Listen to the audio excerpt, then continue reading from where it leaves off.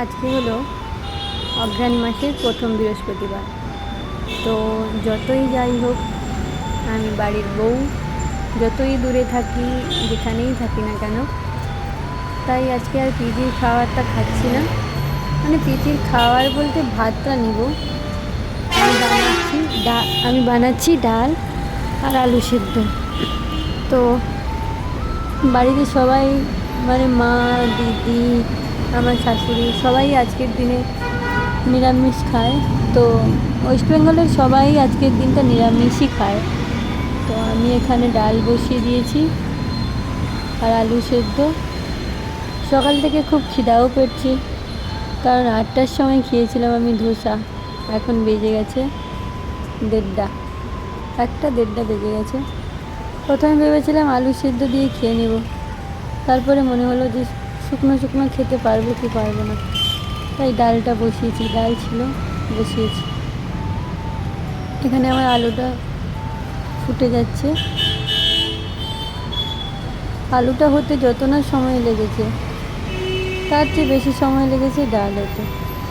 কেন জানি না, বাড়িতে থাকলে তো এমন হয় না। এখানে আমার হলুদটা একটু বেশিই পড়ে গেল। এখানে এলেই যেন কাজকর্ম আমার কেমন হয়ে যায়, তাই একটু তুলে ফেলে দিয়েছি, কারণ হলুদের গন্ধ বেশি করলে আবার খেতে পারবো না। এমনিতে তো এখানে রান্নার প্রায় জিনিস নেই, তার উপরে আবার যদি খারাপ হয় সেটাও খাওয়া যাবে না।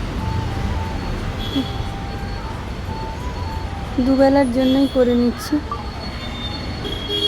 এখন খাবো একটু, আবার রাতের জন্য, কারণ আজকে সারা দিনটাই আমি নিরামিষ খাবার ভেবেছি, তাই।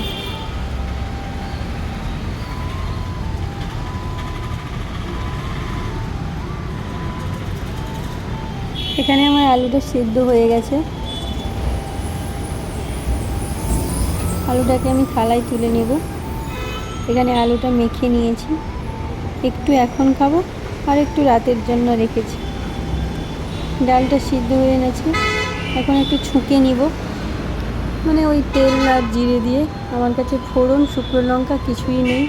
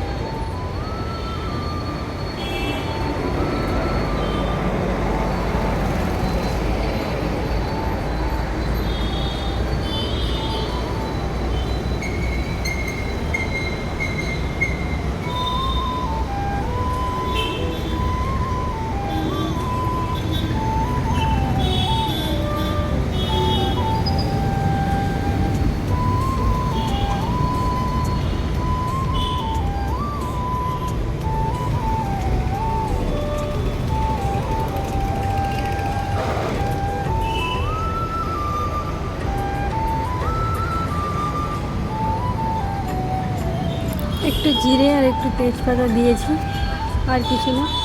আমার কাছে শুকনো লঙ্কা নেই, তাই একটু লঙ্কা গুঁড়িয়ে দিয়েছিলাম।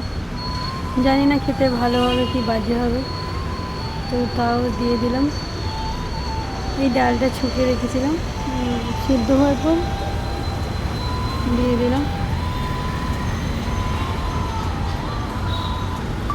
মোটামুটি খেতে পারার মতো একটু করে নিচ্ছি, কারণ এখানে রং স্বাদ কিছুই আমার প্রয়োজন নেই। জাস্ট খিদা পেয়েছে, খেতে হবে আর নিয়ম রক্ষা করতে হবে, তাই।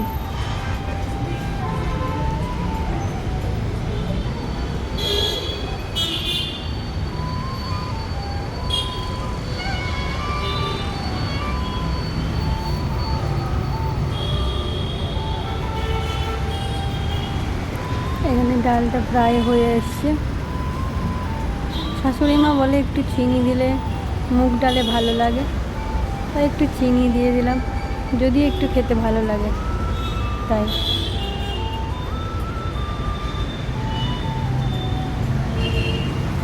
এই হচ্ছে আমার থালা। একটু ডাল ঢেলে নিয়েছি, খুব খিদে পাচ্ছে।